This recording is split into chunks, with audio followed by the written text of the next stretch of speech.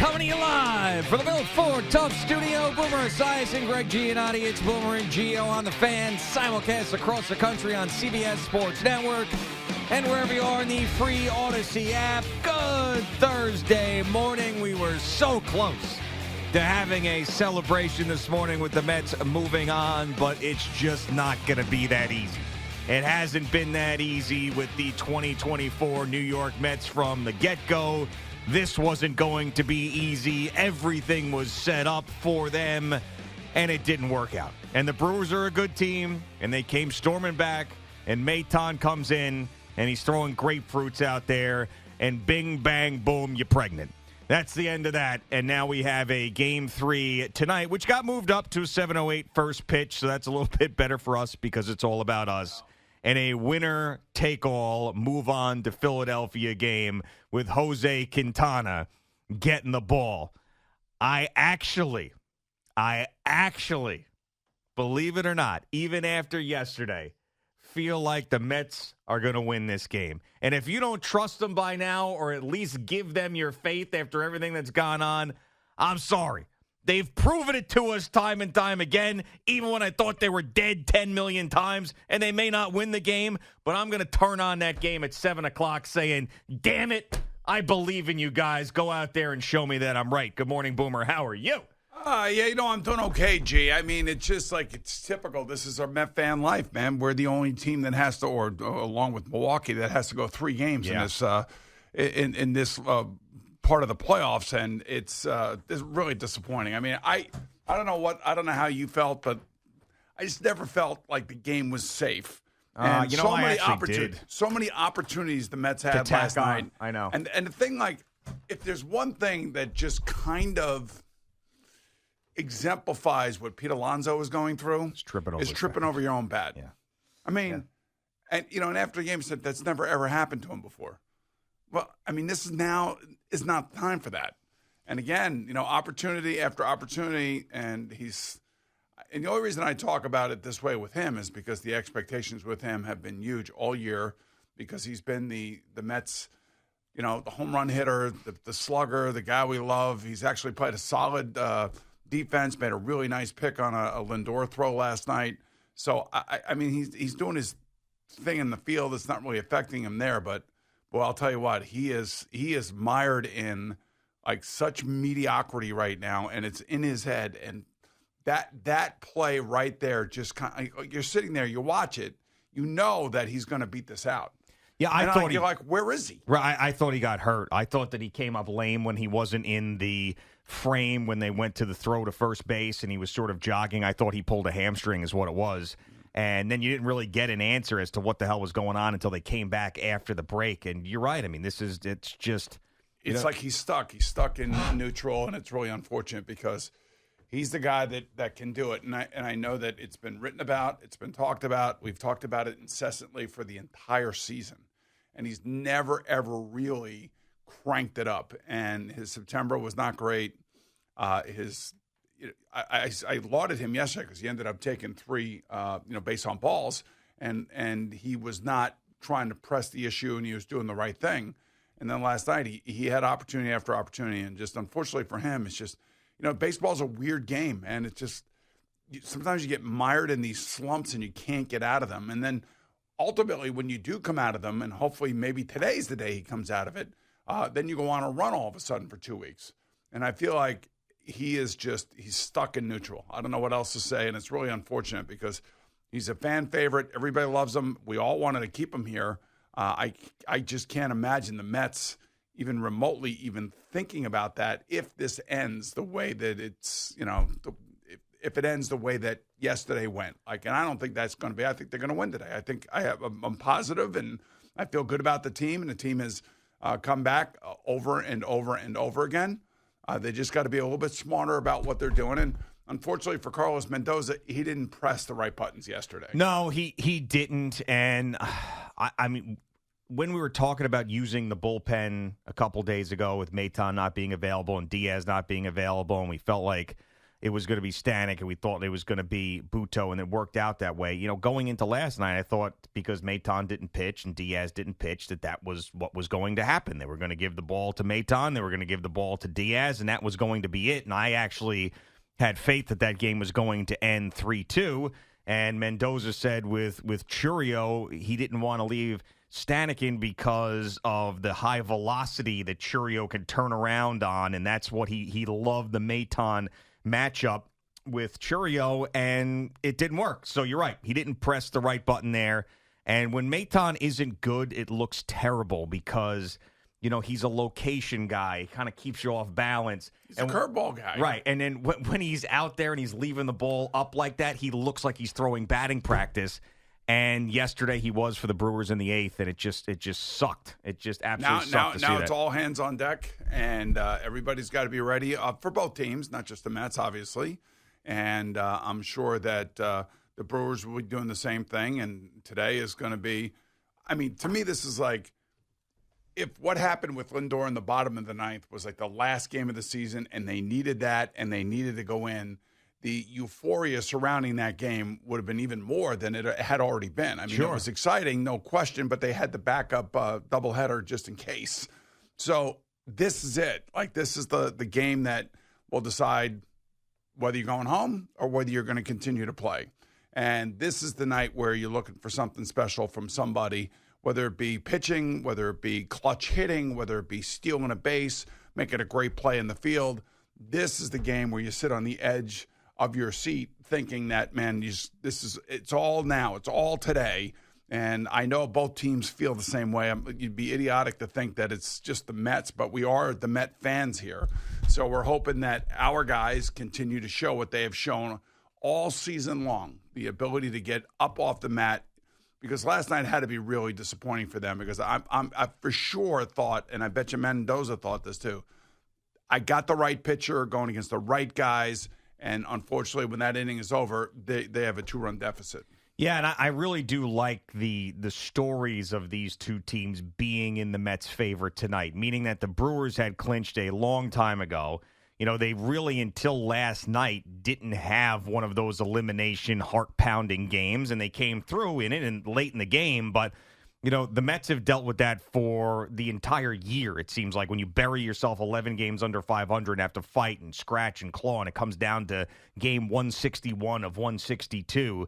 So I just feel like they're built better mentally for this, and the Brewers are going to be tight in that building, just like they were nervous last night. They're going to be tight again in that building, and they're going to feel like they have to win this game. Like we're talking about the Yankees have to beat the Royals. The Brewers out there saying, hell, we won the division again. This Mets team is the 6th seed. We can't lose this game at home. We can't lose that. And sometimes those home games, as we talked about in football with Deshaun Watson, sometimes that pressure in these situations ends up working against the home team. But what happened last night was the Churio home run. Oh, yeah. Ignited the place. This guy, he reminds me of so far, like when Miguel Cabrera was 19 and he came up and had postseason success. When Juan Soto was 19 and did the same thing. He's 20 years old and just, the good news is that David Stearns was all part of finding all these guys that we're watching on both teams. Good news, yeah. Yeah, this is the Stearns Bowl. That's the good news. Yeah, certainly. So, yeah, and as far as, going back to Pete for a second, like the Mets have done it all year without him. Even though he hit over 30 home runs, a lot of those home runs came in situations that didn't matter. This entire season's success has happened basically without Pete Alonso's help. So I'm not expecting it to happen. If it happens, it's gravy. But the Mets need to, if they're going to win, it's got to be a carbon copy of what happened in Game 1 of this series, which is that, the pitching doesn't have to be perfect, but they got to continue to keep their foot on the gas pedal, continue to score runs, contributions throughout the lineup, putting pressure on them, going first to third, all this stuff that we saw in Game 1. That is going to be the formula more so than, in my opinion, like a 1-0, 2-1 pitchers duel. I don't think that happens. And, the other one was the Iglesias strikeout. I know. And he swung at a bad pitch. Yep. And he's the guy that's been great all year. They've had their moments, and Maton has had his moments. Look, last night it was a baseball game where the other team found the magic late in the game. And tonight it's a winner-take-all type of game. It's something as an athlete you live for. You live for these moments. You live, like if you are the pitcher for either one of these teams, you want that ball. You want to go out there. You want to basically give your team an opportunity to win. This is what it's all about, man. This is what athletics is all about. It's a winner-take-all game. It's a game 7. It's, in this case, it's a game 3. But still, it really, this is what you call nut-cutting time. Oh, yeah. And this is where you find out, really. I mean, like if the team comes out and wins, then you know that this could be a special magical run. And depending on how this game plays out tonight and the heroics, maybe it's like the Tigers. I think the Tiger fan thinks that for whatever reason, our team all of a sudden has found a mojo. And I bet you in the American League, a lot of people are thinking that the Tigers are a team that just might be that secret sauce team that takes it all the way to the World Series. You know, I was starting to buy into that. I'm not saying it's totally evaporated, but I was starting to buy into that with the Mets last night with the 3-1 lead. It started to remind me a little bit of how they were unbeatable in the NLCS against the Cubs and swept them in 2015. It felt like that. It felt like after what we saw in that first game with the Braves, and then game 1, and then they come out and it's up 3-1. I was like, this team will not be denied. I mean, that's the feeling that I had, and then it went away, but it doesn't mean that it's gone yet. Is there any way that you think, or do you think that Mendoza had any idea that Maton was going to be pitching like this? Like, could you tell? What do you mean? Like, I don't know. Like a manager is, and he has touched all the right bases as far as I'm concerned. We all love him. We all think he's done a great job this year. But once he gives up that home run and then it gives up with just like a ripped single, aren't you like, all right, wait a minute, time out here. Let's just take stock of what just happened. Mm-hmm. Let's take a look at this. This guy doesn't have it right now. It would have been a quick hook. I think that Carlos Mendoza doesn't. He likes to trust the guys that have gotten him there, and Maton was very good for them since coming over. So I think he was probably thinking, hell, he's going to settle down. He's going to be okay, and he's not going to give up another home run. He's going to get out of this, and we'll continue to roll. But I don't even know when he had anybody getting ready during that inning. I don't. I mean, would you have given Minaya another inning? No, I was fine with the way that everything was handled. Really? How many pitches was he at? Do you have that right there? Minaya, he had 86 pitches. Yeah, I really did. I thought he was doing okay. He was. I don't know. I just all of a sudden you start going with this bullpen, and it'd been okay, but the last person I want to see is Edwin Diaz on the mound. Oh, Jesus. Well, you're going to in a 1-run game tonight, or a 2-run game tonight, or a 3-run game tonight. Well, I heard Jerry talk about in the warm-up show that his beef was that Stanek was so good. Just leave him in there. Just leave him in there. But, he doesn't go 2 innings normally, does he? Especially after pitching the night before. So I understand his philosophy about, hey, the guy's just rolling. And Jerry's a coach, too, though. He is. Just leave him in there. But that's unconventional from what every team would do. And, and we talked about it. It was supposed to be Maton to Diaz tonight, or last night. That's what it was supposed to be. And it was. But Maton stunk. So, that's really – and you got to give credit to the Brewers, too, for coming up huge in those situations. Not just easy to smack 2 home runs when your back is up against the wall in the bottom of the 8th. Well, when a guy's throwing meatballs – it looks like meatballs, doesn't it? When his location is off, it looks like he's been good too. I know. It's hard to every now and again a player's not going to basically do his thing when his number's called, especially with these relievers that are asked to get 3 outs. Mm-hmm. You get 3 outs, it's just like a batter saying, "All right, you're up here, the bases are loaded. Don't hit into a double play, or don't trip on your bat." Right, right. Don't trip on your bat. Holy hell! I know. It's just bad for Pete, man.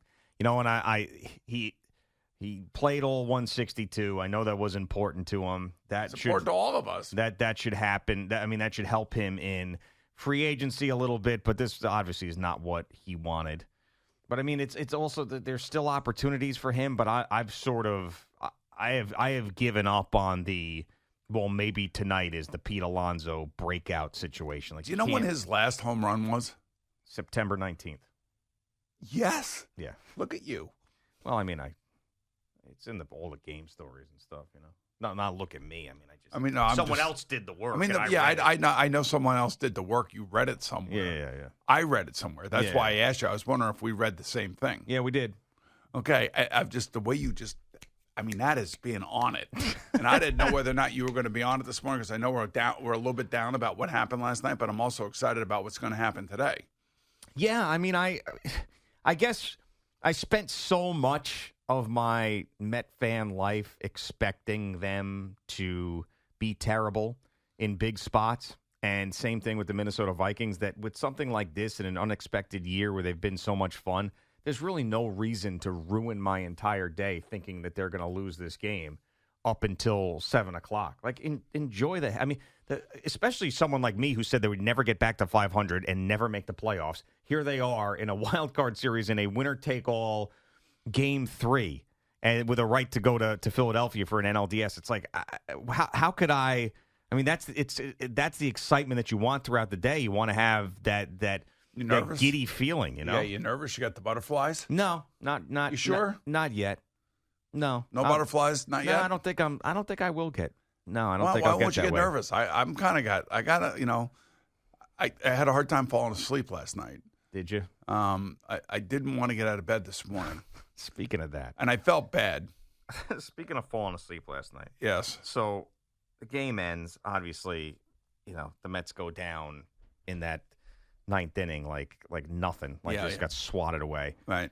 See, that's also a bad feeling. I know. So I go to sleep. I go upstairs right after that, and I fall asleep like immediately. I was exhausted. I had a long day. I was exhausted. And for the first time in the 3 years that we've been in this house, one of the smoke alarm batteries starts going off. Ding, yeah. ding, The second I go to sleep. Ding. And that is and I got to remember, there was some NFL player, some psycho who had that thing going on for like 6 months, and Kay Adams was interviewing him. I got to find out who that was again. Ding, ding. So, but it's, and it's like so loud, and just that one, and it's every 30 seconds.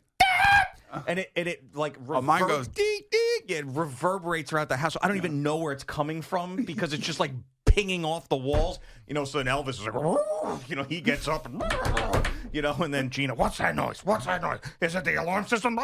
So then I got to like climb up on a chair, one eye open, rip the battery out. I'm like, why? Usually we do that, when it's, daylight savings time. Yeah. So you do that. It's coming up. Yeah. No, I know. Actually, we're losing daylight savings time. Right. We're going back to fall back. Depression standard time.